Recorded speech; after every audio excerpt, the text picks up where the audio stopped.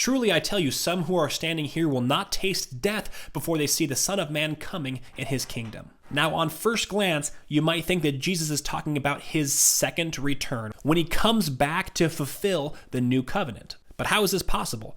All the disciples are dead now, and he hasn't come back for the second time, so what does this verse actually mean? There are actually a variety of interpretations on this verse, and I'll kind of give you the main ones. 6 days from this point is when Jesus takes Peter, James, and John onto a mountain, and then he is transfigured into his heavenly body. And then Moses and Elijah appear on both sides of him. We're going to do a deep dive on this in a later episode, but what many people believe is that when Jesus is talking about them seeing the Son of Man coming in his kingdom, he's referring to his transfiguration on the mountain. A second reasonable theory is that after Jesus is crucified and then he raises again, he spends some time with his disciples, and then he ascends to heaven once and for all, and many of his disciples watch him ascending to heaven. So some believe that this ascension to heaven is what Jesus is referring to in this verse. A third theory is that this is referring to the day of Pentecost, meaning after Jesus has already gone back up into heaven,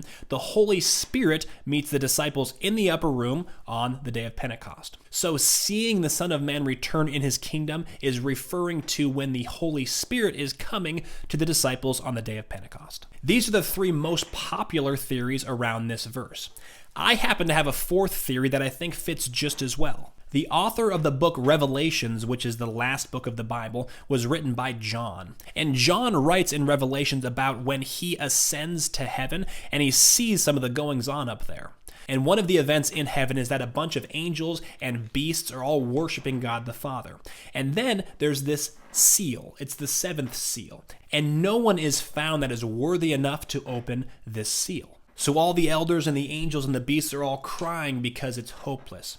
And then Jesus comes in and opens the seal and saves the day. So this all happens in John's vision of heaven.